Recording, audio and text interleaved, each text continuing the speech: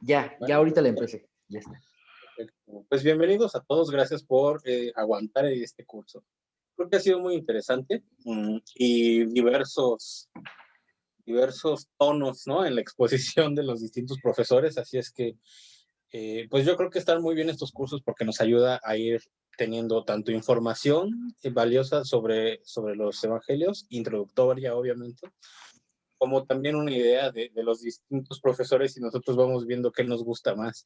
Pero yo creo que en la base de cualquier tipo de discurso está que todos los profes que estamos apoyando al EPEC tenemos por intención primaria difundir el conocimiento y este conocimiento que es tan importante, ¿no? Y que tiene tanto de jugosidad. No, eso no existe, ¿no? Bueno, pero que es muy bueno para nuestra vida espiritual. Lo digo porque el Evangelio de Juan a mí siempre me ha parecido como el más mejor. Otra vez eso no se debe decir. Pero no sé, me parece el más pastoral, a lo mejor por eso lo considero más sabroso. Y entonces estoy muy emocionado de compartir con ustedes información general sobre el Evangelio de San Juan. Voy a compartir mi pantalla. Les recuerdo, mientras esto se pone, les recuerdo que está abierto el micrófono. Si gustan comentar, me avisan o abren su micrófono. También pueden usar el chat. Voy a intentar estar viendo el chat. Y si no se oye mi voz o si se traba, pues les pido disculpas, pero vamos a estar tratando de trabajar, ¿no?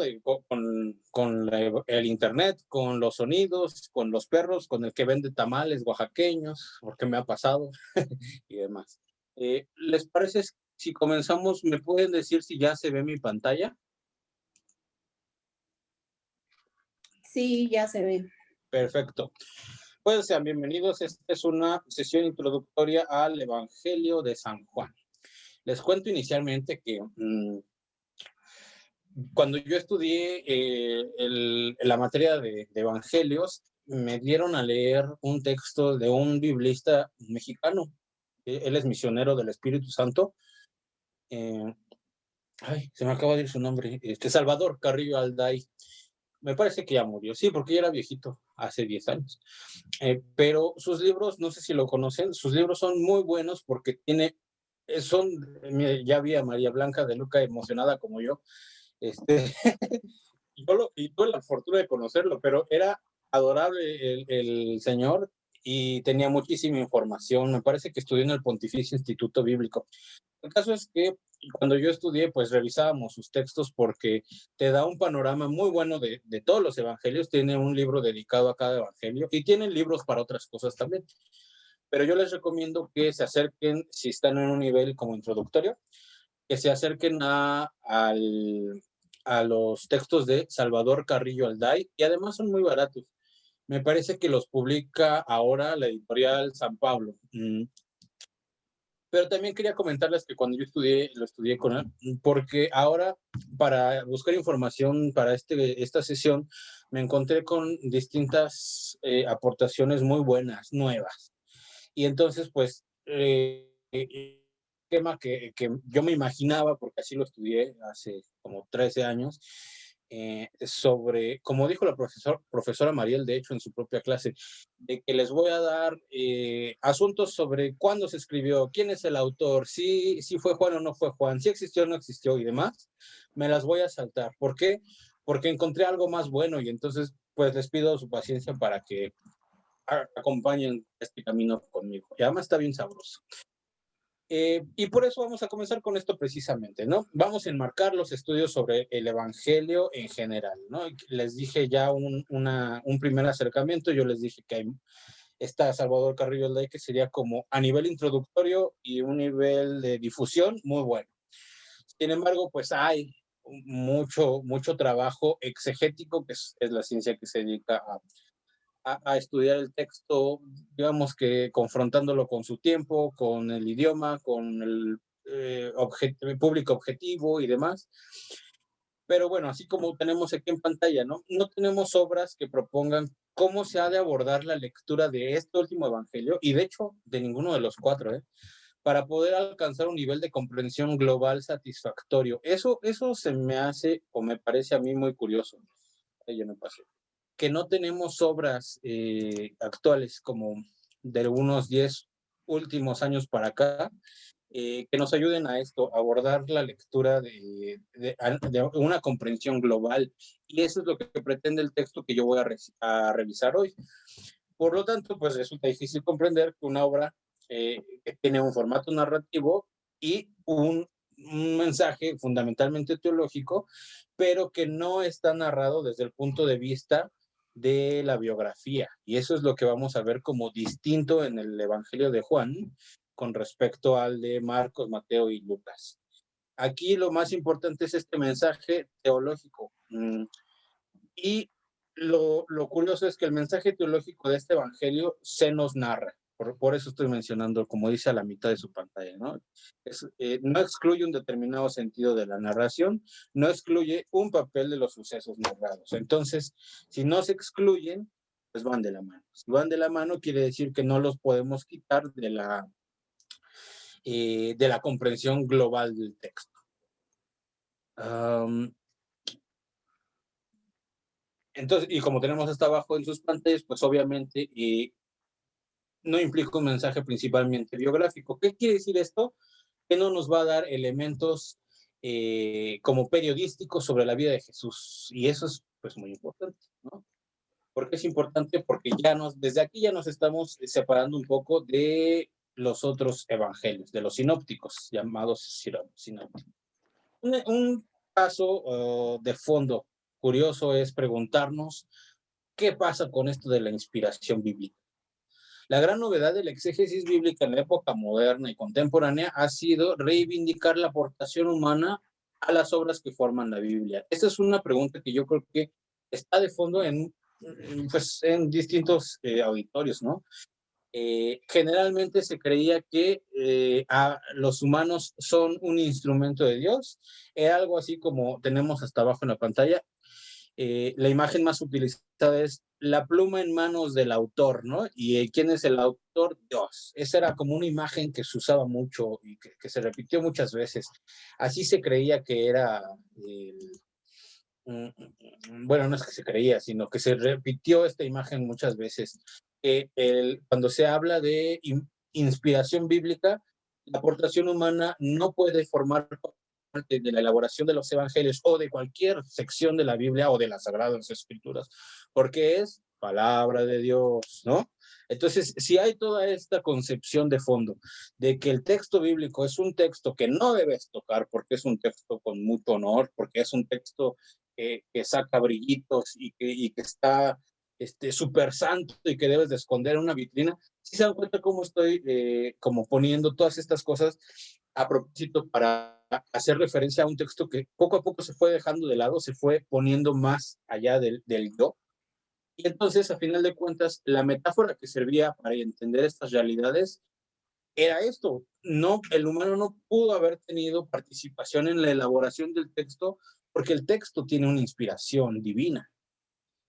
Y si el humano tuvo participación en la elaboración de este texto, entonces puede ser digno de errores. Ya ven la peligrosidad de decir que hay una aportación humana. Sin embargo, lo que dice la diapositiva que tenemos en la pantalla es precisamente lo contrario. Hay que ser conscientes de que sí tenemos que reivindicar el peso de la aportación humana. Y vamos a ir viendo por qué, ¿no? No podemos sacar de contexto los textos. ¿Quién es el autor de la Biblia? Es un lío detrás. Dios no es autor, ni el hombre es una pluma. Esto es algo que ya sabemos desde los últimos, no sé, 50 años, o bueno, que seguimos construyendo le llaman el estado de la cuestión, ¿no? Seguimos construyendo, bueno, los exégetas siguen pensando en qué grado y qué tan prudente es afirmar esto. Sin embargo, ya se sabe que Dios es el que origina, el que pone los fundamentos de los libros bíblicos y los humanos son los verdaderos autores. Entonces, con esta afirmación no se saca de la afirmación ni a Dios ni a los humanos, ¿no? Ahí los tenemos encerrados en rojito. Eso es lo que podríamos afirmar coherentemente hoy. Los humanos, sin embargo, tienen su cultura, tienen su lengua, tienen su forma de expresarse, tienen su forma de comunicarse. Los humanos tienen su fe y tienen su esperanza. Y esto es lo que expresan y lo que narran y lo que oran y lo que ilustran. Y yo quisiera que, bueno, lo bueno es que va a quedar grabada esta sesión les recomendaría que repasáramos estas frases. Todas las frases las saqué del libro que les voy a comentar al final, no se preocupen. Porque creo que es muy importante. Desde el inicio, Dios no es autor ni el hombre es una pluma. Entonces, ¿qué sí podemos decir? Dios es el que origina, ¿no? Es el fundamento de los libros bíblicos, pero los humanos son verdaderos autores. Ahora, a la mitad en su pantalla tienen la frase que a mí me impactó mucho, porque tiene muchas implicaciones. Si los humanos sí tienen su cultura, su lengua, su forma de expresarse, su forma de comunicarse, y sobre todo tienen su fe y su esperanza, entonces desde su fe y desde su esperanza expresan lo que narran, lo que oran y lo que ilustran. Por tanto, el Evangelio de Juan es esto precisamente, lo que está subrayado con naranja en sus pantallas. Es una narración desde la fe y desde la esperanza. Y esto es importante saberlo o rescatarlo hoy, porque es lo que es lo que va a quedar de fondo en el Evangelio de Juan. Por ejemplo, con Mateo y Lucas, cuando ellos elaboran o transforman el texto de Marcos, que es lo que nos comentaba la profesora Mariel, y también la otra fuente, la fuente Q, ¿no? La verde, la fuente Q. Lo hacen en aras de transmitir matices y aspectos del mensaje que no encontraban en la fuente que utilizan, ¿no? O que consideraban menos apto para transmitir el mensaje central de sus obras. Entonces, vean cómo es muy importante. A final de cuentas, en lo que ellos están pensando o lo que están buscando no es como tal ser un pedazo de periódico que nos narre lo que vieron, ¿no? Ese es otro tipo de escritura, ¿no? Tenemos los reportes periodísticos, tenemos poesía, tenemos cartas, pues, ¿qué tipo de texto es la Biblia? Esa es una pregunta que a mí me parece muy interesante cuando uno se acerca a estudiar el texto bíblico. Será igual leer en los primeros capítulos de Mateo, que son, ¿cómo se le llaman? Listas de generaciones, ¿no? Juanito descendió de Samuel, Samuel descendió de María, María descendió de Juanito otra vez, no sé. Así se va capítulos y capítulos. ¿Ese tipo de escritura es la misma que las parábolas con Jesús? No, no es igual. ¿Eso es lo mismo que leer el libro de Números en el Antiguo Testamento? No, no es lo mismo. Es lo mismo leer a Job, que se pone como un Superman, ¿no? Una imagen heroica de un personaje, tampoco. Entonces hay que tener en cuenta qué tipo de texto estamos leyendo. Otro tema a considerar es el de la revelación. Es a través de estos textos, obra de los autores que los elaboraron, como nos llega la plenitud de la revelación que se centra en la persona de Jesús. Esto es muy importante. Estos textos, como estaba diciendo hace ratito, tienen su contexto porque el autor es el que tiene su contexto. El humano es el que tiene un idioma específico, una cultura específica, una política específica, una edad específica, un vocabulario específico. Al final de cuentas, a partir de estos textos es como nos llega la plenitud de la revelación. En otras palabras, Dios o la divinidad o el misterio supremo o como le quieran llamar, es el que usa estas herramientas, digamos, y pueden checar este texto del magisterio de la Iglesia Católica Romana, porque sirve muy, muy bien para encuadrar cualquier estudio de la Biblia. Cuando en el Evangelio de Juan, eso es lo que quiero decir con EBJN, lo voy a seguir repitiendo en las otras diapositivas, así es que ténganlo en cuenta. Cuando el Evangelio de Juan ilustra la presentación de la persona de Jesús a través de imágenes y referencias que antes no había, está profundizando la identidad de Jesús a partir de imágenes y referencias, ¿no? Entonces, esto es lo importante que estoy repitiendo desde la diapositiva anterior. Esas imágenes y esas referencias dependen de cada autor. El Evangelio de Juan contribuye de esta forma a una cristología más elaborada y que ahonda en el núcleo esencial del misterio de Jesús. ¿Por qué quise anotar esto al final? Porque creo que esto es algo que diferencia nuestro Evangelio de los otros que ya vimos. La parte cristológica nos va a hablar del Cristo, cómo entendemos al Cristo, y va a ahondar en el núcleo esencial del misterio de Jesús. ¿Quién es Jesús? ¿Jesús es el Cristo o no es el Cristo? Sí, sí es el Cristo, ¿por qué? ¿No? Les insisto que si quieren preguntar algo antes de que yo me siga, pues adelante, abren su micrófono y me avisan, ¿va? Mientras yo les digo. Hay con la inspiración del Espíritu, ¿no? Hay una íntima sinergia, o sea, hay una colaboración cercana entre quienes la elaboraron y profundizaron y lo que la teología ha llamado la inspiración del Espíritu, que puso en marcha y acompañó esta elaboración y la profundización. Esto sí podemos decir que está constante en el texto bíblico. Hay una inspiración del Espíritu. Muchas otras obras bíblicas se han escrito a lo largo de muchos años, como los Evangelios, o de muchos siglos, como el Pentateuco, que no es un libro que se escribió en un día, sino que a partir del paso de los siglos se fue consolidando. O como algunas partes del libro de Isaías, que se compone de 3 partes, o como los Salmos. Entonces, si tenemos textos que fueron escritos en periodos muy grandes, ¿cómo podemos seguir diciendo que hay inspiración del Espíritu en estos textos, no? Entonces, la inspiración de las obras no corresponde a una persona en una acción de Dios dirigida solo a él o a ella, sino también a la comunidad. La inspiración va por otro camino más complejo, pero también antropológicamente y teológicamente mucho más rico. ¿Cuál es el camino que es más rico? El eclesiológico, o sea, el de la iglesia. Por lo tanto, cuando estamos considerando que en la elaboración de algún escrito, no solamente los evangelios, hay detrás del escrito una inspiración del Espíritu, no se considera solamente un individuo, sino a la comunidad en la que es transmitida oralmente esta información. Porque solamente en función de que se transmita, se construye la eclesia, ¿no? El pueblo de Dios, el cajal en hebreo, ¿no? El resto fiel. Porque solamente se dice que un pueblo es fiel en tanto va pronunciando el querigma, el mensaje básico, ¿no? Entonces, en la parte comunitaria es esencial a la inspiración del Espíritu, es esencial a la construcción de cualquier eclesiología o de cualquier elaboración de iglesia, y pues son datos que no podemos dejar de lado, ¿no? Que vamos a tener en cuenta en todos los textos. ¿Cuál es el trasfondo cultural del Evangelio de Juan?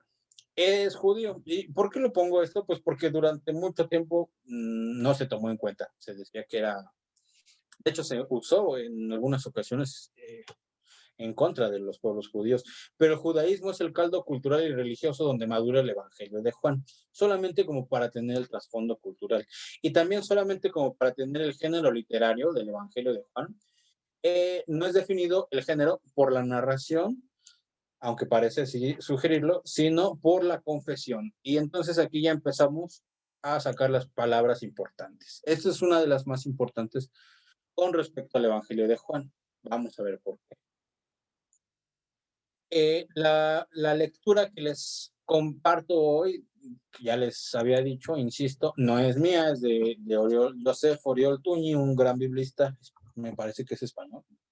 Pero bueno, y entonces lo que presenta él es precisamente esto, una pauta de lectura. Y de hecho me gusta que la llame así porque precisamente está enmarcado en una posición de construyamos lo que viene después. No es una aseveración conclusiva, necesitamos seguir construyendo lo que sabemos sobre el texto. Entonces, según esta pauta de lectura que presenta el autor y que yo les presento a ustedes, es que se trata de un talante retórico de comunicación que caracteriza al Evangelio y que quiere enlazar directamente con el lector. En otras palabras, lo que presenta el Evangelio de Juan es una elaboración retórica con objetivo muy específico de, ay, qué feo me salió esto, se supone que es una flechita, enlazar directamente con el lector. Híjole, ya perdí la práctica. Entonces el Evangelio es una obra que incide en la vida y en las creencias de la comunidad a la que se dirige. Esto es importante porque ya nos cambió todo el panorama que usualmente tenemos con respecto a la lectura de los evangelios. El Evangelio de Juan no es como tal una obra como ya les había dicho, periodística que nos va a hablar de un suceso que pasó en la historia. El texto del Evangelio de Juan más bien tiene por objetivo hablarte directamente, ¿no? Incidir en tu vida. Cuando lo leas, que sientas que está dirigido a ti. Yo que me llamo Simple, tienes que hacer esto, ¿no? Entonces cambia totalmente la perspectiva. Y pues, a mí me pareció muy interesante que en esta pauta de lectura, de análisis del texto, se proponga este cambio de chip, ¿no? Como le dicen los profesores muchas veces, un cambio de visión. Y es un cambio de visión porque, como dice después ahí en sus pantallas, la exégesis, o sea, los estudios de la Biblia de la primera parte del siglo XX hacían una lectura existencial de la escritura, en la primera parte del siglo XX. Y con una lectura existencial que queríamos dar a entender, pues que había dos secciones principalmente, un sentido espiritual y un sentido moral, de la sistematización de los sentidos de la escritura que imperó en la Edad Media. Hay un autor a mí me cae muy bien, católico que ya murió también, Henry de Lubac, que es conocido por traer otra vez a la lectura de los Santos Padres, casi que de moda. Se le deben muchas buenas obras a este padre francés, dominico, y él fue el que empezó a rastrear como estos sentidos de la lectura de los textos bíblicos. Encontró el sentido espiritual y el sentido moral, sobre todo, en una lectura existencial. Es decir, que cuando se lee algún texto bíblico, estos dos sentidos son los que están debajo de la escritura del texto, nos hablan directamente, tienen repercusiones directamente en nosotros, a nivel espiritual y a nivel moral. Él decía en este libro, que solo lo puse como para que lo tengan de información, les digo francés, él en este libro de exégesis medieval encontró 4 sentidos, digamos que a nivel global, en que la escritura nos está hablando. Está el nivel histórico, el alegórico, tropológico y anagógico, ¿no? Y ahí están los sentidos. Y importa rescatarlos en esta sesión porque sí se retoman ahora pensando que el Evangelio de Juan es un evangelio escrito en el sentido retórico. Bien, ahí se subraya la parte alegórica, ¿no? Que es el sentido de la fe. Ya les había dicho, el escrito del Evangelio de Juan nos impele directamente en la fe. Tropológico, o sea, nos impele o nos hace un llamado a la vida. También anagógico, es decir, hacia el futuro, nos avienta hacia el futuro, hacia adelante. Esto quiere decir escatológico, nos hace que nuestra vida presente esté aventada hacia el futuro. El sentido histórico hace que encontremos el sentido actual de las cosas. Entonces, si se dan cuenta, está muy bonita encontrar esto en la Biblia. Y yo creo que, de hecho, si retomamos esta propuesta de encontrar estos 4 sentidos en cualquier texto bíblico, creo que de ahora en adelante cualquier lectura que hagamos en el futuro de cualquier parte de la Biblia podrá ser más rica. Preguntémonos nosotros, ¿cuál es la parte histórica y cómo se manifiesta en el sentido de mi vida actual? ¿Qué tiene que ver con mi fe? ¿Qué tiene que ver con mi esperanza futura y en general con mi vida? Entonces creo que si preguntamos al texto esto, ya podemos tener una lectura más jugosa, ¿no? Cada vez más.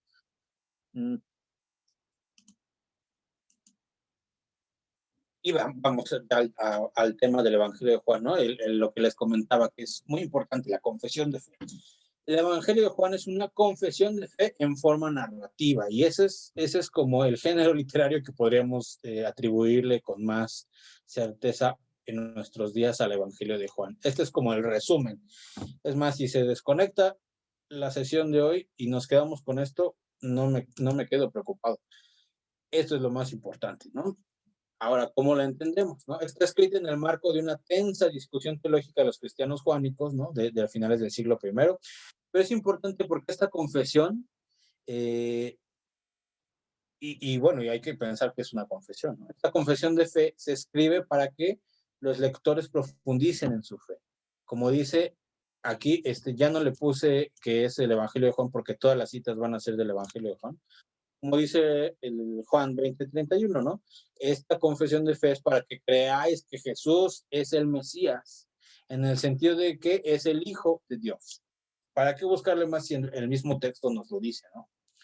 El narrador del Evangelio emplea para ello un medio discreto pero eficaz. Nos va haciendo guiños en forma de comentarios, notas y aclaraciones.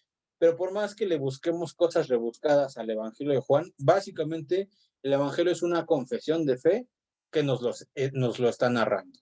¿Y para qué lo escribe el Evangelio? Pues para que, ahí está, para que creamos que Jesús es el Mesías.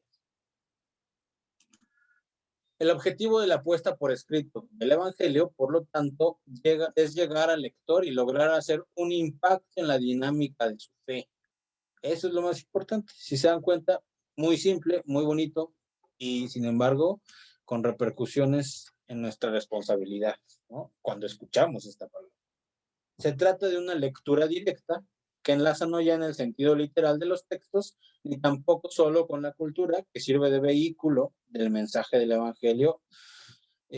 Una lectura que va más a fondo y alcanza un sentido menos aparente, pero probablemente más importante, que es interiorizar el mensaje del texto.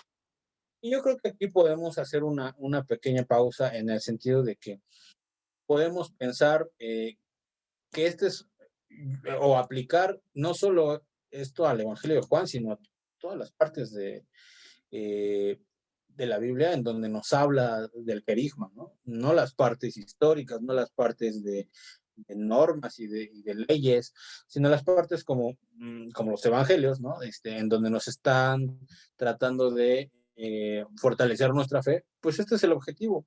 No me importa que aprendas o que te enfoques en qué se está diciendo, no me importa en que aprendas o que pongas atención en la cultura, sino en el mensaje que está de fondo.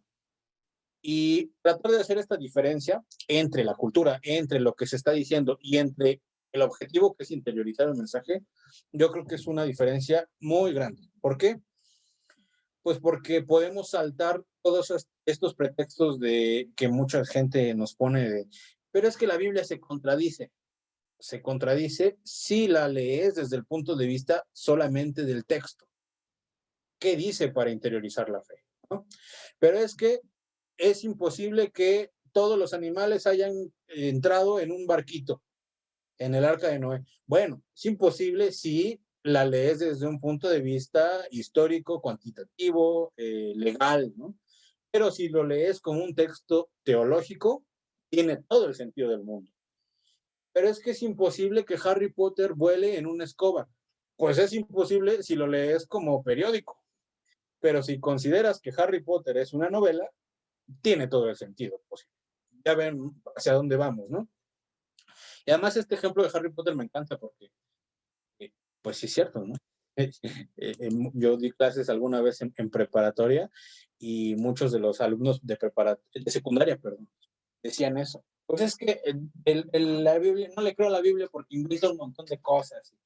Pues sí, si la lees como, ¿no? Como por un periódico, pues no le vas a encontrar. La propuesta que tiene el autor es básicamente esta que está aquí en sus pantallas, o por lo menos de lo que yo les voy a hablar ahorita. Y quise ponerlo en la pantalla por si me acabo el tiempo que falta en poquitas diapositivas y no alcanzo a terminar. Este era el programa general, ¿no? Hablarles de estos 3 puntos y no pasa nada, también les voy a pasar estas diapositivas.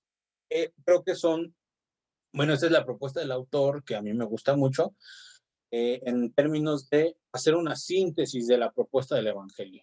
El Evangelio de San Juan, según este autor, presenta a Jesús y el Evangelio, Jesús y el lector, que eres tú, digamos, y Jesús como el camino.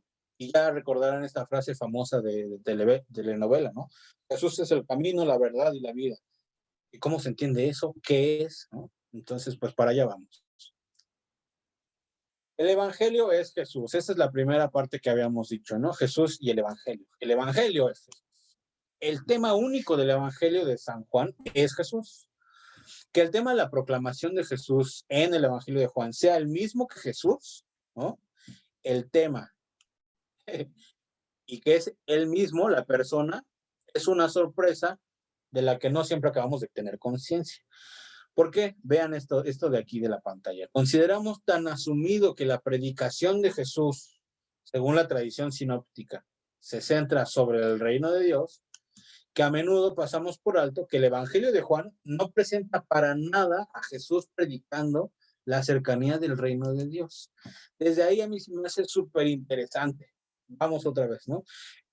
Los sinópticos, que son Mateo, Marcos y Lucas, nos hablan sobre todo del reino de Dios.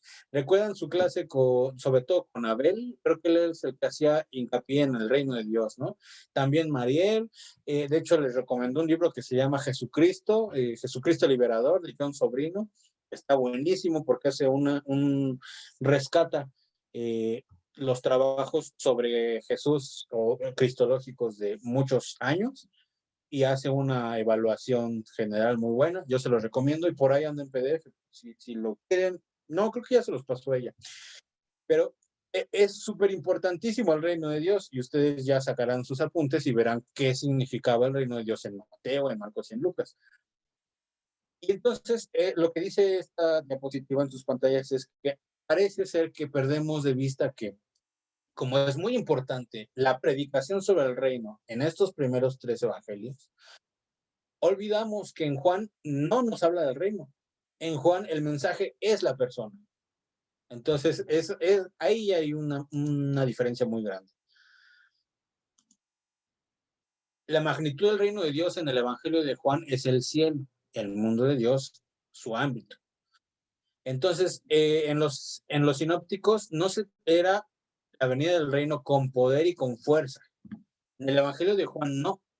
La formulación del reino de Dios, incluso, dice este autor de nombre raro, Rudolf Schnackenburg, dice, en el Evangelio de Juan, el reino más bien se interpreta de otro modo, se interpreta así, según la concepción juánica, el ámbito celestial de arriba, al cual conduce el enviado celestial. Lo voy a poner con otro colorcito subrayado, vamos a usar azul. Según la concepción juánica, es el ámbito celestial de arriba al cual conduce el enviado celestial. Y no es el reino de poder y de fuerza, como en los sinópticos. Ya estamos teniendo una diferencia muy grande. No solo en tanto que Jesús habla siempre de su relación con aquel a quien llama Padre, sino también en la medida que todos sus diálogos y controversias tienen como núcleo personal y fundamental su propia persona. Recuerdan que se repite mucho esto, yo soy, ¿no? Todo lo que se habla y discute tiene que ver con la persona de Jesús, con su identidad y con sus pretensiones. Lean y relean el Evangelio y van a ver. Él es el protagonista de las escenas que jalonan el relato y también es el centro de los temas que se discuten y que se desarrollan. Entonces, él es el tema principal de nuestro Evangelio. No el reino, no es lo que está predicando, sino la persona de Jesús. Por eso decíamos al inicio que es una confesión, el Evangelio de Juan es una confesión de fe. La figura de Jesús constituye el núcleo, que por una parte concentra todos los temas, personajes y escenas en torno a sí mismo, y por otra, todos los ingredientes de la narración tienen en la persona de Jesús el punto de referencia fundamental e insoslayable, ¿no? Aquí estoy repitiendo lo mismo. Lo que se quiere subrayar es que el Evangelio de Juan en su lectura llega de tal modo al lector que éste se siente en presencia del Jesús. Y yo creo que esto es lo más importante, ¿no? Tiene siempre en cuenta al lector y lo tiene en cuenta de este modo, que se siente en presencia de Jesús. La función esencial es esta, llevar al lector, producir en el lector un impacto de gran magnitud. Entonces es el objeto de confesión cristiana en el Evangelio de Juan. Dice un autor, un exégeta viejito, lo que Juan percibió con mucha más claridad que cualquiera de sus predecesores es que Jesús es el Evangelio y que el Evangelio es Jesús. Qué bonito. Cuando el Evangelio era ofrecido a los hombres, era Cristo mismo quien se les ofrecía y a quien acogían. Y en esta frase ya podemos ir captando todo lo que va a venir después. Sobre todo ténganlo en cuenta cuando tratemos de rescatar, por ejemplo, el relato de la Santa Cena. Y es tan importante este relato porque consolidó lo que vendría después ritualmente conocido como el sacramento de la Eucaristía, ¿no? ¿Recuerdan cómo se narra el relato de la Santa o la Última Cena en el Evangelio de Juan? ¿Quién me lo puede decir? A ver, para 2 puntos en su brazo. No. Bueno, lo dejamos para el ratito. Sin embargo, ahí traten de pensar cómo describió la Santa Cena el Evangelio de Juan. Bueno, el sentido espiritual tiene un desarrollo triple, ¿no? Y esto es más o menos lo que yo decía hace ratito. El sentido alegórico, el sentido tropológico, que es el sentido moral, y el escatológico, que se refiere a lo futuro. ¿Por qué es importante hablar sobre el sentido espiritual? Porque el impacto que quiere causar el escrito en el lector es en estos 3 sentidos. Y lo voy a poner ahora de color naranja. El impacto que quiere causar el escrito es en nivel de la fe, que es el sentido alegórico. Quiere causar un impacto a nivel moral, o sea, que tu vida ya no sea igual después de que te hable, y que a nivel escatológico, o sea, futuro, que tu vida cambie también porque la avientas hacia el futuro, porque tienes una esperanza que te jala hacia el futuro. El Evangelio de Juan es una confesión de fe que se ofrece a los lectores para que puedan a su vez creer. Ese es el objetivo más importante, la fe. Una confesión de fe que se avienta para que el otro tenga fe también. Y lo dicen, ¿no? en el Nuevo Testamento. Porque tú, siendo como eres un hombre, te haces a ti mismo Dios. Híjole, está repleto el Evangelio de frases así bien bonitas. Bueno, vamos a seguirlo. La confesión de Jesús como el que pertenece al ámbito de Dios desde siempre y para siempre. Hay un gran peligro en el marco de una lectura teológica del Evangelio de Juan, que es leer el Evangelio como un tratado dogmático. Esto ha pasado durante muchos años. Esto se los puse porque pues, es un problema como de los académicos nada más, ¿no? Que cuando leen el Evangelio de Juan, creen que se están dando directrices, normas, rituales terminados y que debes repetir, ¿no? Pero no, el texto hay que situarlo en otro sentido, en el que venimos repitiendo desde hace rato. Es una confesión narrativa, entonces tiene categorías culturales y religiosas de su momento histórico. Esto quiere decir que estas categorías cambian y por lo tanto la confesión narrativa también cambia. No estoy diciendo que el evangelio cambie, estoy diciendo que la confesión de fe se presenta en modelos culturales y religiosos distintos según su época histórica.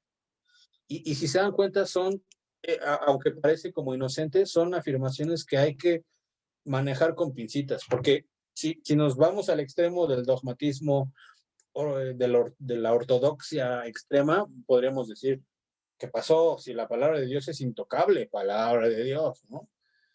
Y surgen muchas dudas. ¿Qué pasa cuando el profeta Elías manda a que el oso mate a los niños? Y cosas así, ¿no? Momentos en la Biblia que son inexplicables. Y eso es uno de tantos casos bien complejos de explicar. Pues aquí se explican como lo tenemos en la pantalla.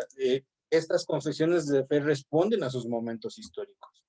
Si responden a sus momentos históricos, entonces hay que entenderlas así. Por lo tanto, el dogma debe ser entendido también como una cajita histórica. En la cajita son las palabras con las que el humano interpreta o comunica la experiencia de fe. Esto es muy importante para la creación de las comunidades del cristianismo primitivo. Lo que comparten los primeros testigos de fe es una experiencia. Vean qué importante es esto. Lo que comparten es la experiencia vivida. No comparten una lista de, como nos imaginamos a Moisés, ¿no? Ahí bajando con la lista de la tabla, ¿no? La tabla de los mandamientos. No comparten esa lista. Comparten una experiencia. Y entonces, ¿cómo compartes tú las experiencias? Ustedes imagínense que se ganan algo o van a alguna película y los hace llorar, van al cine a ver una película y los hace llorar la película. ¿Y cómo comparten esa experiencia? O se enamoraron por primera vez, o perdieron a su mascota cuando eran niños. ¿Cómo comparten esa experiencia? Al final de cuentas, estamos limitados. Nuestros lexemas, nuestras palabras están limitadas temporalmente. Sin embargo, lo que está debajo, ¿no? Es el paradigma, aquí, en este caso, el mensaje que se va a comunicar.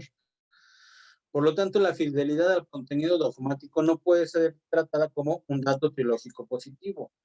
La fidelidad se debe dar cuando leemos un texto bíblico al mensaje, al espíritu, no a la letra, ¿no?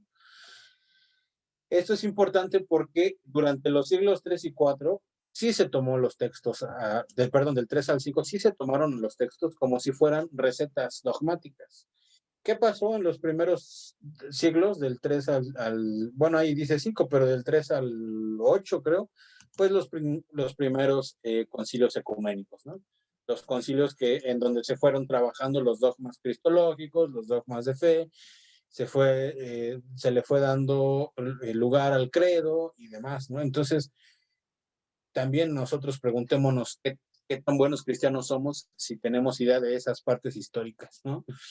Ya después por ahí salió, no sé si conocen la película del Código Da Vinci, muy buena, analizada, o bueno, vista como novela, pero yo me acuerdo que tenía un amigo que me decía, según el Código Da Vinci, el cristianismo se inventó en el año 300, antes no había. A ver, espérate, sí estudié historia, entonces ya, acaba yo mis herramientas.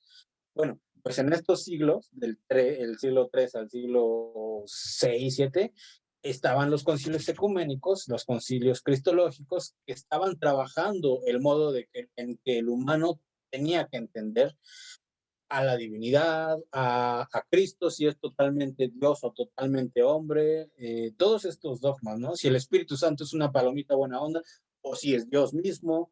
Si es Dios mismo, no es una fuerza, entonces, ¿cómo explico esta fuerza? Si se dan cuenta, hay muchos problemas dogmáticos, ¿no? ¿Existe el alma o no existe el alma? ¿En qué parte de la Biblia nos habla sobre el alma? No, pues es que el alma es una palabra griega y el texto bíblico es un texto oriental, entonces semita.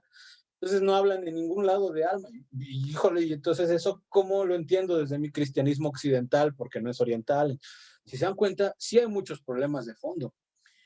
Y en el fondo son problemas de el humano limitarse a las palabras humanas, sin entender o sin recordar que las palabras humanas son contextuales. Por lo tanto, responden a su contexto porque en ese contexto se entienden, pero cambia el contexto. En otras palabras, las palabras que sirvieron de fondo para construir los dogmas en los primeros siglos, dogmas que fueron añadiéndose a la parte dogmática legal de nuestra Iglesia Católica Romana, para los que somos católicos, o los credos de fe para los que somos evangélicos, a final de cuentas estaban respondiendo a un momento histórico y ya no siempre responden todavía de la mejor manera o de la manera más prudente en nuestros días. Híjole, ya ahí me fui a otras cosas. Pero bueno, Jesús y el lector del Evangelio. Si en el Evangelio de Juan es Jesús, entonces, ¿cómo llega este Jesús al lector? Y la palabra cómo tiene un doble sentido. ¿Cómo percibe el lector la presencia de Jesús? ¿Y cuáles son los trazos que definen a este Jesús que llega a través de la lectura del Evangelio? Son preguntas que guían nuestra lectura, ¿eh? El Evangelio de Juan presenta la despedida de Jesús en un marco que no es una cena pascual. ¿Recuerdan que les pregunté hace ratito? ¿Alguien ya recordó cómo el Evangelio de Juan nos habla de la última cena o de la Santa Cena? A ver, abran sus micrófonos. ¿Quién me puede decir cuál es la diferencia del texto de Juan? ¿No? ¿Nadie se acuerda? A ver, Trinidad, ya vi que abriste tu micrófono. Yo creo que solo él se refirió mucho al discípulo amado, ¿no? En la que es la última cena. Como de tú comes más, sírvanle más café. No, o sea, como que él siempre se refiere a que el discípulo amado está al lado de Jesús y que entonces escucha que alguien lo va a traicionar, ¿no? Porque está repartiendo el pan. Y entonces no se explica el proceso de donde alza la copa así más arriba de Sí. su cabeza. No recuerdo muy bien, pero esa es como la parte que yo recuerdo más de Juan, ¿no? En donde él está repartiendo, sí reparte el pan, pero se refiere más acentúa más lo que es el discípulo que él considera discípulo amado y está mencionando que alguien lo va a traicionar, ¿no? Muy bien, muy bien. ¿Por qué es importante resaltar que no te acuerdas cómo lo describe? Pues porque no lo describe. Bueno, Ahí ya está. ves. Es interesante, ¿eh? Sí. Y yo por eso le doy tantas vueltas a lo de las palabras, ¿no? Porque creemos hoy que, pues sí, claro, la institución de los alimentos sagrados, ¿no? Lo que hoy llamamos Eucaristía es algo intocable, es lo más importante de lo más importante. Sin embargo, el Evangelio de Juan ni lo toca, le vale. Y entonces, caray, ¿qué está pasando? ¿No? Veamos en nuestras pantallas. Cuando se despide Jesús en el texto de la despedida, no es una cena pascual como en los sinópticos, como en Mateo, Marcos, Lucas, Juan. Jesús realiza el gesto inusitado y no ritual, porque la cena ya comenzó, del lavatorio de los pies. Esto sí lo recuerdan, ¿no? Hasta Sí. hasta tenemos teatritos, ¿no? Bueno, un ritual muy bonito. Y alarga la cena con una sobremesa en la que promete a los suyos la asistencia del Paráclito. ¿Quién es el Paráclito? Que suena bien raro esto, pero ¿quién es? El Espíritu Santo. Muy bien. Al mismo tiempo que los exhorta a cumplir su mandamiento. Y ahí tienen una de las cosas más bellas de la elaboración escriturística del Evangelio. Al Evangelio de Juan no le importa narrar que ahí están bebiendo con su copa el vinito y el panásimo y entonces, por ejemplo, yo crecí en mi infancia con los evangélicos y el ritual de la Santa Cena, muy bonito, se lee el texto de Corintios y no me acuerdo qué otra. Y a todos nos dan una copita con jugo de uva, porque pues sale muy caro que nos den vino, y nos dan una galletita de estas bien ricas que le echan a la sopa. Y todos tenemos nuestra copita y nuestra galletita, ¿no? En el ritual católico también todos. Hasta se te hizo agua la boca, Cintli. Sí, la verdad es que a mí me gustan mucho esas galletitas y cuando podía y no se daban cuenta yo tomaba además. Pero bueno, y para el católico es un ritual con mucho honor y al que hay que tenerle muchísimo respeto y se forman y ven los tenis de enfrente y van caminando. Pero vean la diferencia de rituales y tratemos de acercarnos a la modificación histórica del ritual, porque no fue siempre así. Entonces, a pesar de que muchos de ustedes ya vi que ya se están ofendiendo, no se ofendan. Mi interés no es criticar y burlarme del ritual, sino tratar de ir al fondo del ritual, porque el Evangelio de Juan nos da muchas pistas precisamente para no quedarnos con las imágenes, sino ir al fondo, que es el mensaje. Decía un profesor hace muchos años, qué bueno que en la Biblia no dice que Jesús pasó al lado de un pirul, de un árbol del pirul, porque hoy tendríamos al pirul ahí como alabándole, como, ay, el árbol preferido del Señor, ¿no? Porque los humanos somos muy limitados, ¿no? Nos quedamos con las imágenes y el mensaje de fondo a veces lo perdemos. Y aquí viene interesante que Juan, en lugar de narrarnos todo el ritual de la Santa Cena, lo quita y habla del lavatorio de pies. Ya, desde ahí ya tenemos un mensaje bien complejo. Este momento del lavatorio de pies para Juan lo acompaña de una promesa y de una exhortación. Ahí tenemos las tres cosas bien padres que propone este evangelio. Y luego ahí tenemos una cita del evangelio de Juan, que es la institución del memorial, ¿no? Amaos los unos a los otros, esa es la exhortación, como yo os he amado. Así también amaos los unos a los otros, por el amor que os tengáis los unos a los otros, reconocerán todos que sois discípulos míos. Entonces, el evangelio de Juan no narra la institución del memorial de Jesús. No estoy diciendo que no es importante y que cuando ustedes estén viviendo el momento de la Eucaristía en su ritual católico o la Santa Cena en su ritual evangélico, no estoy diciendo que no le den la importancia. Sí, tiene mucha importancia porque esos son los símbolos, la importancia que le damos. Pero lo que estoy diciendo es, también escuchemos la propuesta de Juan en el sentido de que lo importante no es ni el vino, ni el árbol del pirul, ni el memorial de la Santa Cena, ¿no? Ni a cuántos invitas, sino la exhortación, el lavatorio de pies y la promesa. Y abajo ahí pues está este libro de Javier León Dufaux, un exégeta francés famoso. Ahí nos habla de las diferencias y de los paralelismos entre todas estas narraciones se llama así su libro, La fracción del pan, y está muy bueno porque nos habla de todas estas diferencias, diferencias y paralelos en los textos, ¿no? Del memorial de la Santa Cena o de la Eucaristía. No es necesario que mencionemos detalles para mostrar que la despedida de Jesús de los discípulos se hace en la tradición sinóptica, o sea, Mateo, Marcos y Lucas, en forma de institución del memorial de Jesús, que es lo que yo les venía comentando, la Eucaristía. Se está transmitiendo el mismo mensaje de pervivencia a Jesús, pero la forma de hacerlo es diversa, que es lo que les comentaba. No nos está tratando de decir que no es importante el rito. Está tratando de decir, hay un mensaje de fondo, que es más importante. En los sinópticos tiene más peso la tradición del memorial de Jesús, que es una tradición arraigada en el ritual de la institución cultural o litúrgica. En el Evangelio de Juan, el mensaje de pervivencia de Jesús está revestido de la forma del testamento de Jesús. Y ustedes ya comiencen a pensar ahorita, ¿qué imágenes y qué palabras les llegan cuando uno menciona el testamento de Jesús? O bueno, vamos a decir, el testamento de Chuy, o el testamento de Ana María. ¿Qué palabras les vienen? A ver, abran sus micrófonos. Lluvia de ideas. A ver, testamento. Deudas a pagar. No sé. ¿Qué hay en un testamento? ¿Qué ideas, qué palabras les llegan a la mente? El legado que una persona le puede dejar a sus deudos. El legado, cosas materiales. ¿Qué dijiste, Francisco? ¿No? Ah, era Esli. ¿Qué decías, Esli?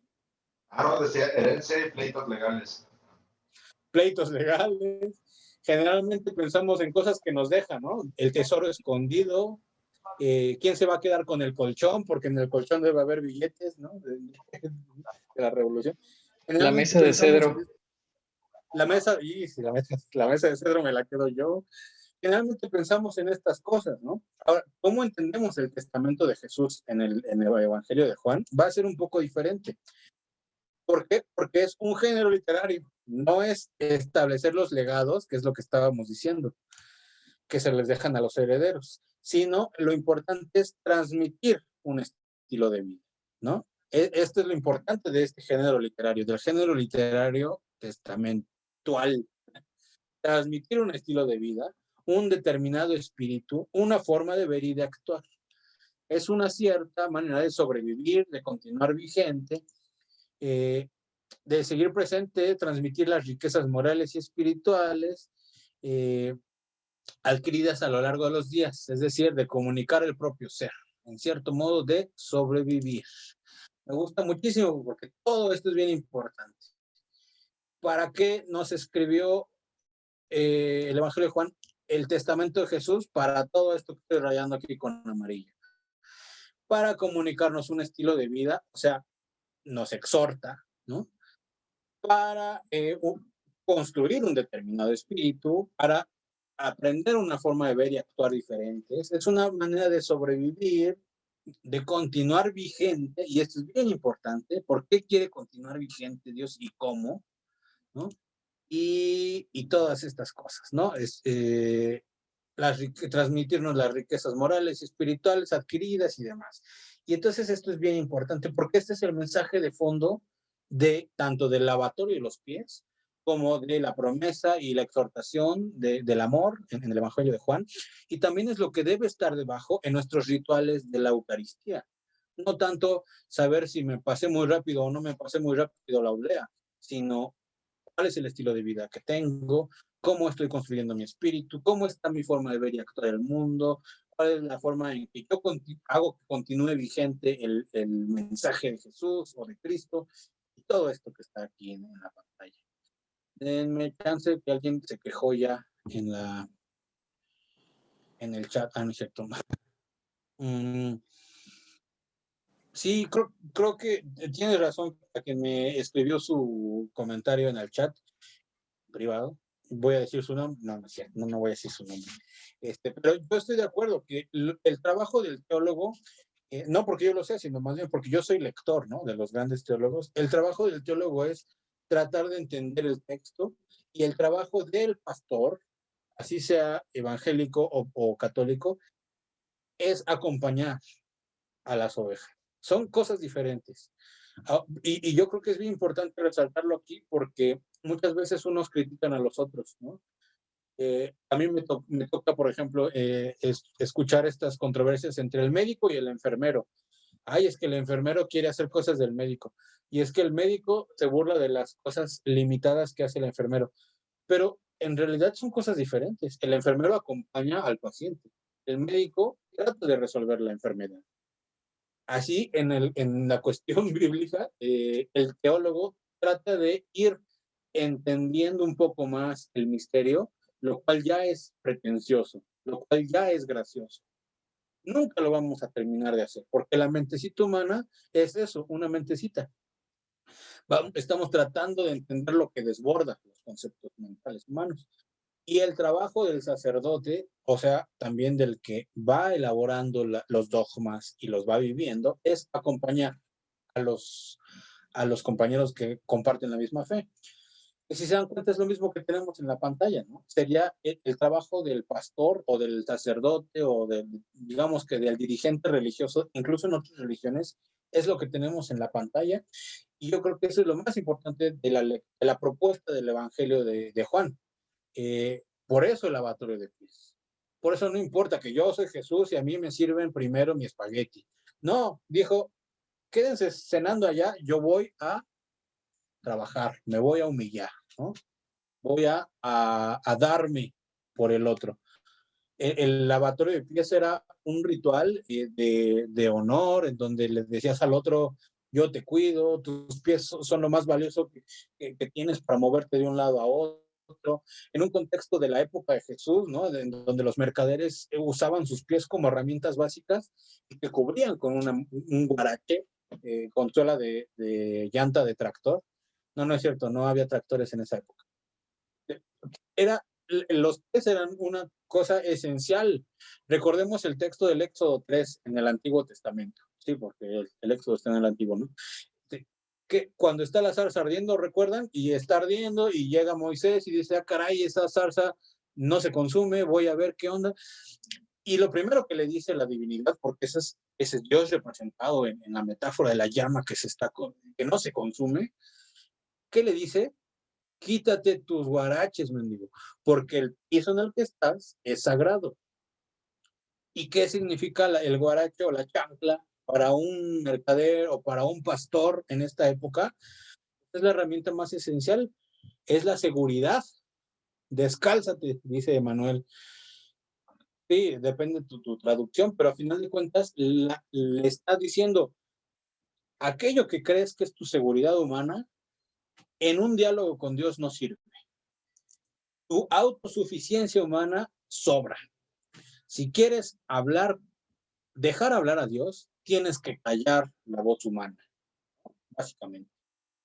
Entonces, nosotros pensemos o tratemos de llevar estas preguntas a nuestra vida cristiana.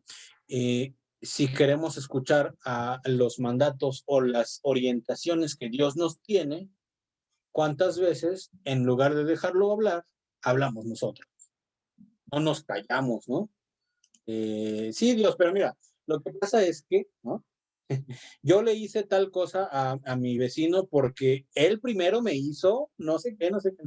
En nuestra mente intenta dar justificaciones, explicaciones y demás. Cuando la verdadera fe, dice un filósofo danés, Kierkegaard, la verdadera fe es angustiante porque es el único momento real en donde dejaste tus suficiencias humanas. Ya no te estás valiendo por fuerzas humanas y comienzas a decir, está bien, me aviento, porque sé que ahí está Dios y me va a agarrar, ¿no? Y entonces la verdadera fe es angustiante, porque no se está fundando en ninguna fuerza humana. Pero bueno, ya me fui a otras cosas igual. Vamos a seguir. El testamento de Jesús a los suyos se expresa de 3 formas distintas. En primer lugar, a través del gesto de lavar los pies a sus discípulos, como ya lo mencionábamos. El gesto es sumamente significativo. ¿Por qué? Porque subraya el ofrecimiento del amor de Jesús a los suyos. Si no me creen, ahí lean el Evangelio en esas citas. Es un gesto que ha de ser acogido. Esto de ha de ser acogido es bien difícil, tan difícil que ya nos lo dijo el Evangelio, ¿no? Pedro no se está dejando amar. Ahí lean esas partecitas del Evangelio. Déjenme ver qué dice el... Yo lo entiendo por despojarse de las miserias. Pues es que a final de cuentas la miseria humana, la propuesta humana siempre es mísera, ¿no? Frente a la divina. Estoy de acuerdo con quien me escribió. Pero vean entonces, el lavatorio de los pies tiene por fundamento esto, el ofrecimiento de Jesús a los suyos. Eso es lo más importante. Hay una segunda forma de legado de Jesús a los suyos, que es el mandamiento del amor. ¿Se acuerdan que hace ratito les dije que había 3 cosas importantes en el Evangelio de Juan, que era el lavatorio de los pies? En el lavatorio de los pies había una promesa y había una exhortación o un mandato, ¿no? Aquí lo tenemos en la pantalla para que nos orientemos. La segunda forma de legado a los suyos es el mandamiento del amor. ¿Cuál fue el primero? El lavatorio de los pies, ¿no? Y en el lavatorio, que es esta, se ofrece el amor de Jesús a los suyos y nos llama a acoger también al otro. La segunda forma de legado es el mandamiento del amor, ¿no? Y aquí está la segunda forma del amor. Es aquello que le ha de perpetuar entre los suyos. Se amen como que nos está llamando a amar a nuestros hermanos como Él amó. Y el tercer momento es el don del Espíritu. La promesa del Espíritu en estos capítulos de despedida se supedita a la muerte de Jesús. Esto es bien interesante. Lean conmigo, mira. A la muerte de Jesús dice, os conviene que yo me vaya, porque si no me voy, el Paráclito o el Espíritu Santo no vendrá a vosotros. En cambio, si me marcho, os lo enviaré.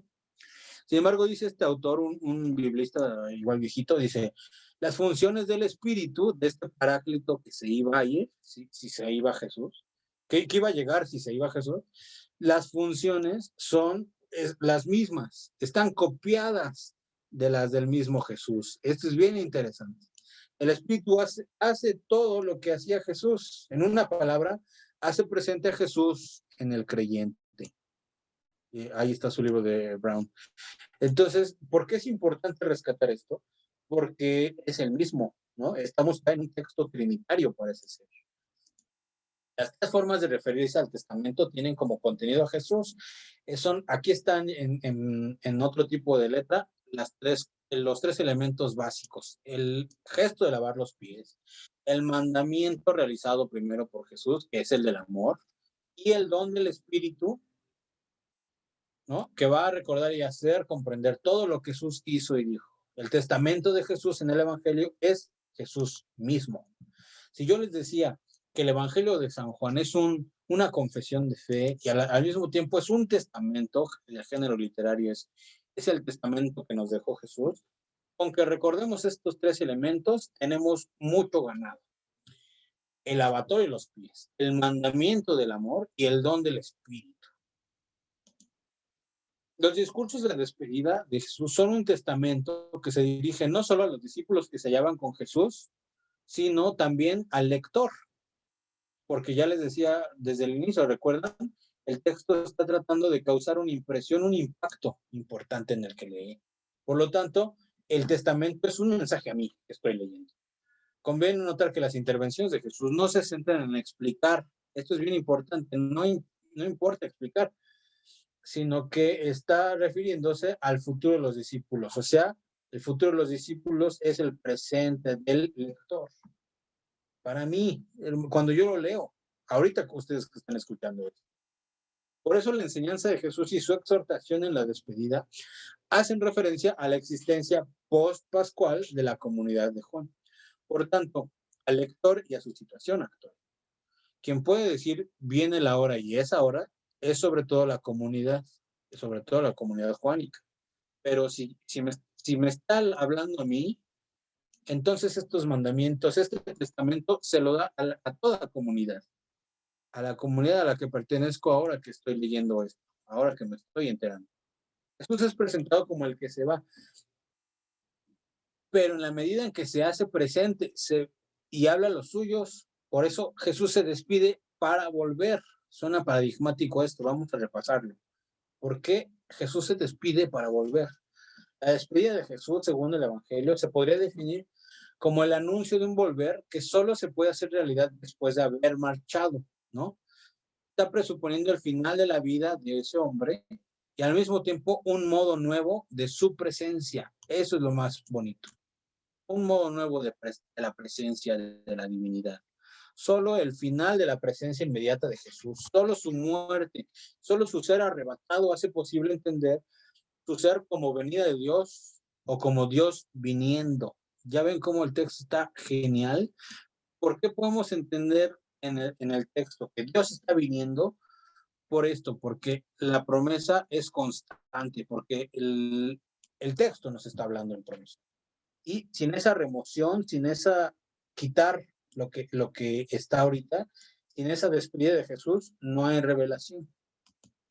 Si el Jesús del Evangelio de Juan es el que se despide para volver, entonces el Jesús que se dirige directamente a la comunidad en los discursos de despedida es el Jesús que está volviendo. Pero conviene subrayarlo, está viniendo precisamente a través de estos discursos. Y estos discursos, ¿dónde se pronuncian? ¿Dónde se comparten? Los discursos se comparten en una comunidad. Por lo tanto, Jesús está volviendo y vuelve en los discursos, y los discursos se pronuncian y se comparten en la iglesia. Entonces Jesús siempre está viniendo en la iglesia. Un autor, Rudolf Bultmann, un alemán, decía, un biblista, decía bien bonito, que Jesús, en la despedida de Jesús, se elabora el concepto de la revelación del presente en cuanto ausente, ¿no? Ahora ya lo podemos entender. La divinidad está presente en cuanto ausente, entendido así, ¿no? En el discurso de despedida de Jesús. Conviene que yo me vaya para que venga el Paráclito. Como ya me falta muy poquito tiempo, me voy a saltar esto. Y esto sí lo voy a decir. Miren, si no podemos agarrar a Jesús, ¿por qué no lo podemos agarrar? ¿Por qué no lo podemos aprender, tomar? Porque mientras se despide, viene el Paráclito. Entonces, en este momento en que se va y viene el Paráclito, ahí está la clave de su identidad. Apunta a esto de que no lo podemos agarrar, digamos. Apunta a la trascendencia de Jesús. Pero por otra parte es un indicador de que Jesús está siempre en un movimiento dinámico. Siempre está en camino. No solamente está en camino, sino que Jesús es el camino. Y ya volvemos a la frase que decía, yo soy el camino, la verdad y la vida, ¿no?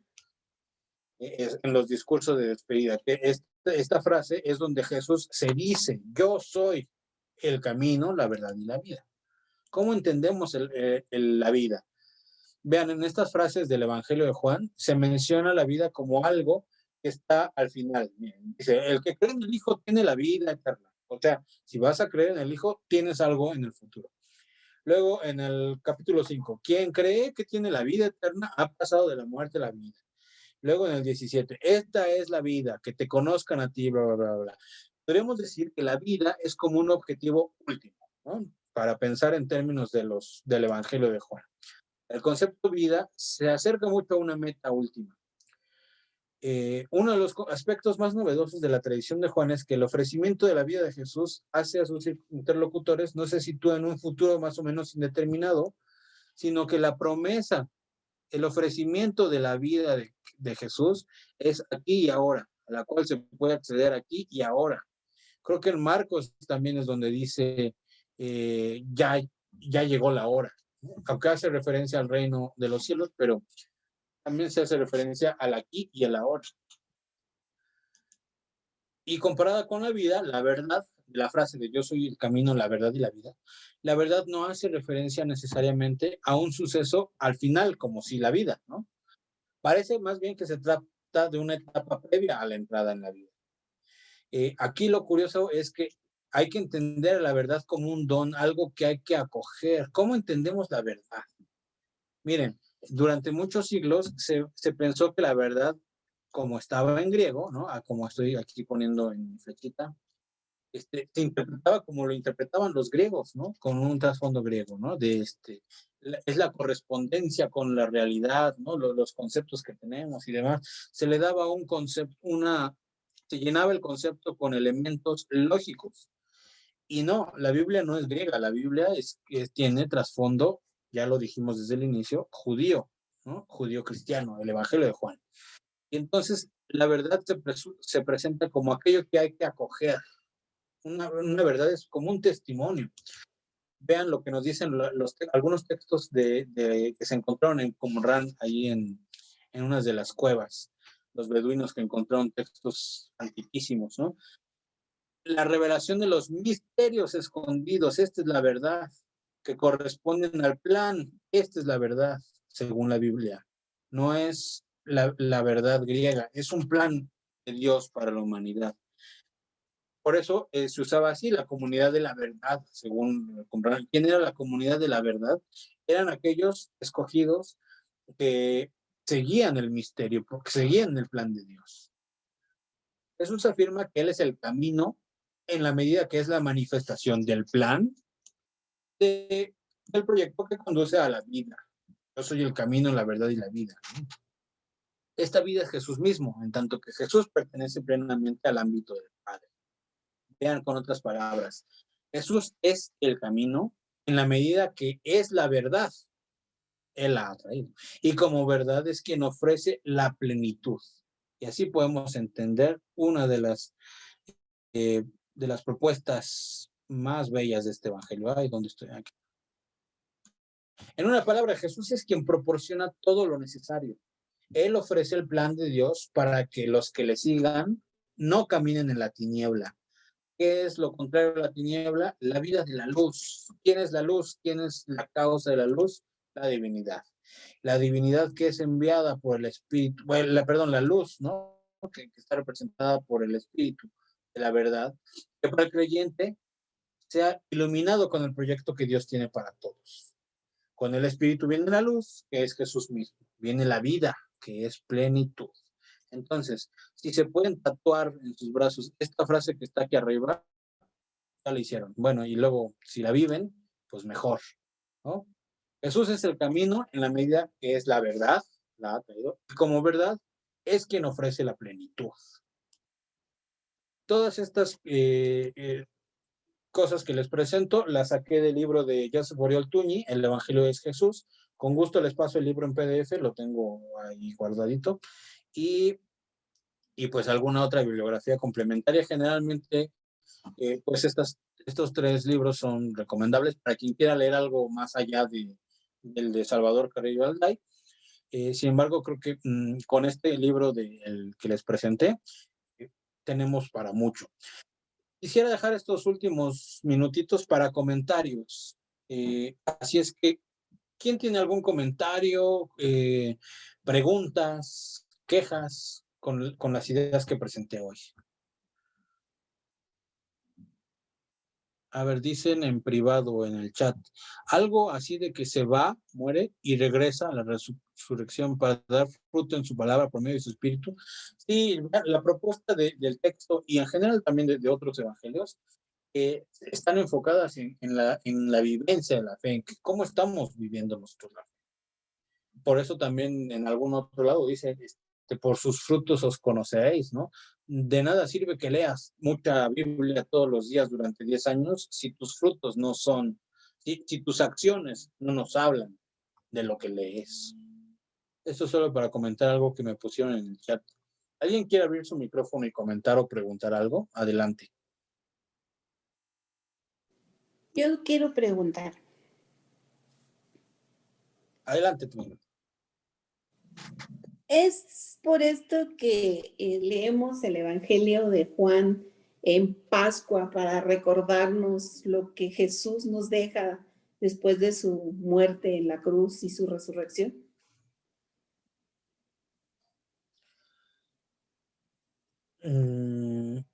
¿Alguien quiere contestarle? Porque, mira, no sé, o sea, la liturgia tiene sus causas muy específicas, ¿no? Tienen de hecho, los textos tienen su colocación muy específica en ciertas fechas. Sin embargo, creo que va más allá de dónde lo ponemos.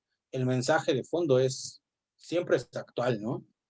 Mi respuesta, como muy sincera, es no sé en la liturgia por qué está puesto ahí, pero yo yéndome al mensaje de fondo, te diría, no importa en qué momento lo pongas, el mensaje tiene que ser muy constante, muy actual, lo tienes que actualizar tú como cristiano que vive el reto, ¿no? O, como la comunidad primitiva hacía, te comparto mi experiencia y en el compartir hago comunidad, construyo la caja, construyo la iglesia. Entonces mi respuesta es no sé.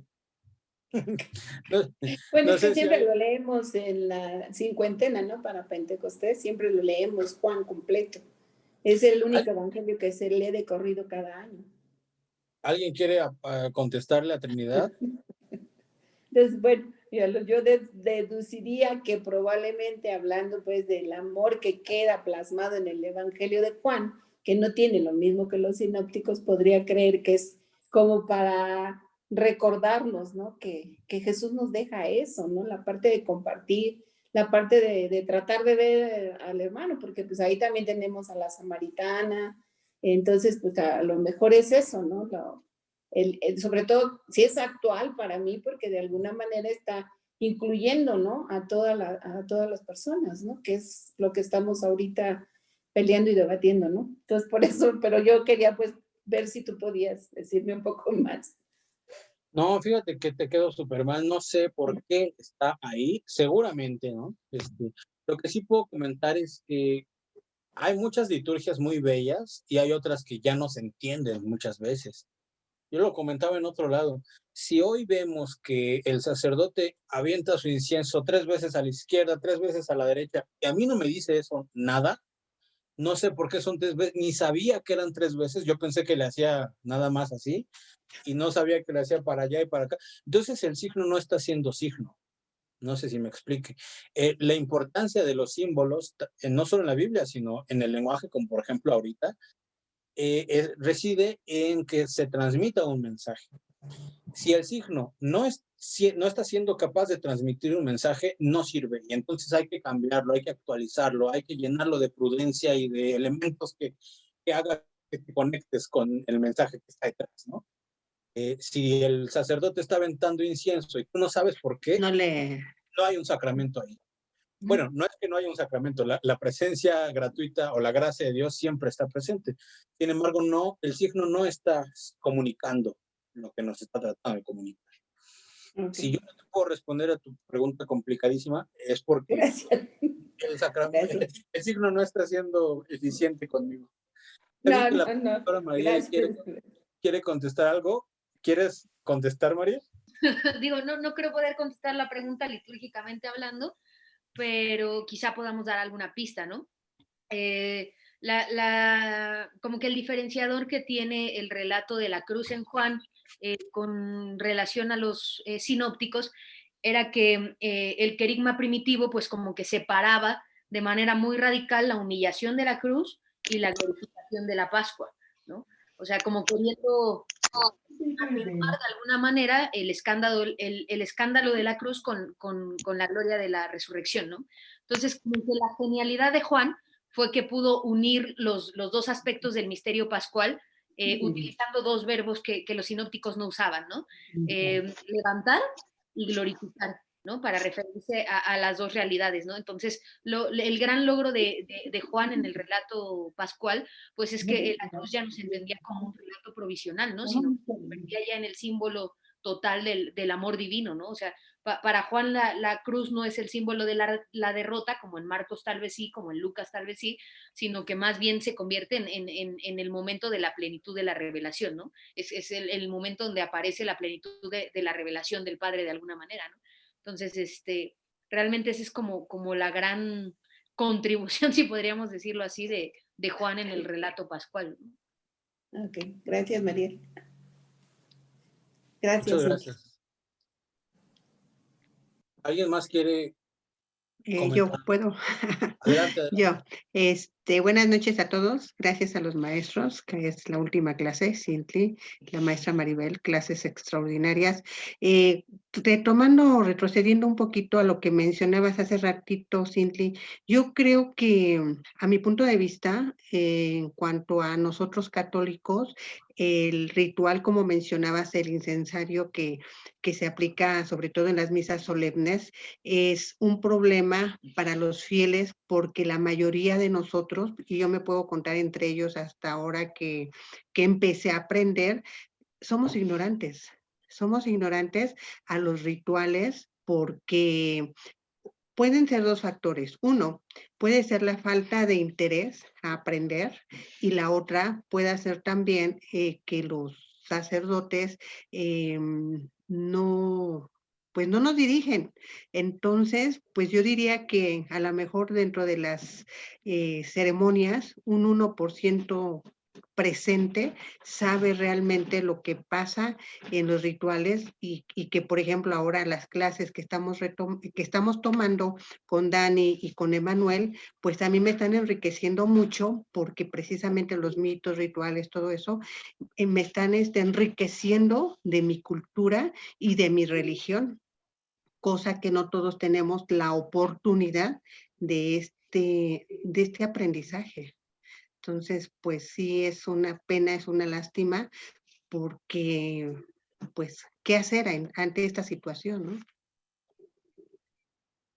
Y pues eso sería todo.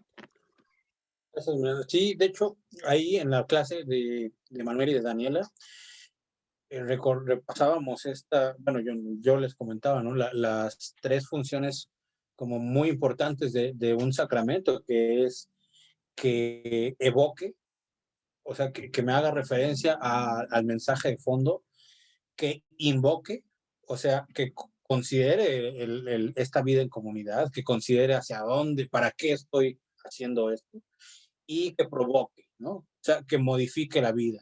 En este sentido performativo, ¿no? Que me lleve a lo que mencionábamos ahorita en las diapositivas de Juan, que cambie mi perspectiva de vida y demás. Pues esto en todos los sacramentos debe estar de fondo, ¿no? ¿Quién más? ¿Quién más quiere debatir cosas? ¿Quejas? Esas son las padres. ¿No?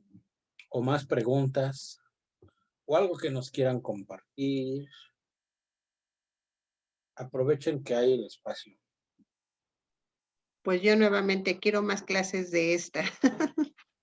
Pues creo que la intención de nuestro jefe Mario de poner este curso así como introductorio solo en 5 sesiones es precisamente ¿no? Que empecemos a tratar de adentrarnos al mundo de la Biblia y esperemos que muy pronto le demos ya cursos con más tiempo a secciones más específicas de la Biblia.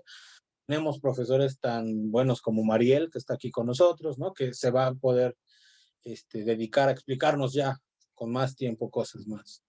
Pero bueno, o sea, también depende de las propuestas que tengan ustedes como oyentes, como estudiantes, como constructores o co-constructores con nosotros de esta comunidad, que es el objetivo también, ¿no? O sea, también no hablar de lo que yo quiero hablar, sino algo que nos hable a todos de nuestras realidades. Muy bien, gracias. ¿Alguien tiene otro comentario o pregunta?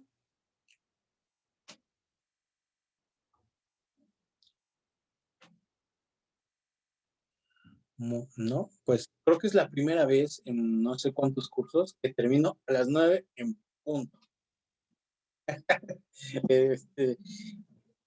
Pues no sé si, profesora Mariel, tú que te dedicas a esto de la Biblia, no sé si quieras añadir algo, compartirnos algo, corregir algo, o le damos la palabra a Mario. Yo creo que hay que darle la palabra a nuestro padre y fundador. Bueno, perfecto. Muchas gracias, Mario. A ustedes, gracias, Mariel, Shinkly, Diego y Abel, que nos acompañaron en este curso, y también a todos, ¿no? Por conectarse, por acompañarnos. Pues ya acabamos este curso breve de Evangelios. Espero que se hayan quedado con ganas de más y ya después tener oportunidad de estudiarlos, ¿no? La Biblia completa con más detenimiento.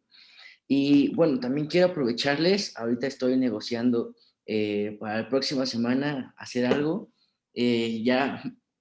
todavía no tengo detalles, pero bueno, en estas cosas bueno, los temas eclesiales, ¿no? Está la nueva encíclica del Papa, Fratelli Tutti, y se están haciendo muchos foros para comentarla, donde muchos hombres la comentan, ¿no? Bueno, no sé si también por aquí tengamos público de los Agustinos Recoletos, ¿no? Ellos tuvieron un foro con la Universidad Pontificia, ¿no? Amigos nuestros muy queridos, ¿verdad? Y bueno, entonces me gustaría, ¿no? hacer, ay, no puedo, es que, bueno, no todos, ¿verdad? No todos, pero algunos sí. Entonces, bueno, les paso detalles estos días, pero creo que se puede tomar comentarios a esta encíclica del Papa desde una perspectiva distinta, ¿no? Y bueno, eso creo que buscamos en EPEC. Como lo has dicho, Lupita, hace falta hablar de temas, ¿no? De teología, de religión, de espiritualidad, y tal vez hacerlo también desde la libertad, ¿no? Pues bueno, ya espero pronto pasarles el cartelito con esta propuesta, y pues mientras los dejo, ¿no? Para que ya cenen y descansen. Y bueno, también les invito a inscribirse a este curso de teología híbrida con Pedro Pablo Achondo, que también serán 4 clases variadas, es gratuito, entonces les pedimos que nos ayuden con la difusión para vernos muchos. Ya van un grupo grande inscrito de 35 personas, algo así, y de México, de Argentina, de Chile, de Colombia, y pues bueno, será bueno encontrarnos. Pues ahorita lo dejamos así y espero que la próxima semana también nos encontremos y podamos escuchar y dialogar con mujeres. Pues bueno, ahí lo dejo. Muchas gracias a todos. Y esperen, yo creo que también podemos sacarnos una foto, ¿verdad? Como lo hemos hecho en otras ocasiones. Entonces pueden prender sus cámaras, no se escapen, nada más aquí rápido ya. Bueno, les doy unos segunditos para prender. Peinarse. Ahí vamos, ¿eh? Ahí está. 1, 2, 3. Bueno, ya está la foto. Muchas gracias, bonita noche. Nos vemos. Gracias a todos, nos vemos. Hello. Gracias, Simply. Gracias a todos, adiós. Gracias, doctor. Hasta luego, gracias.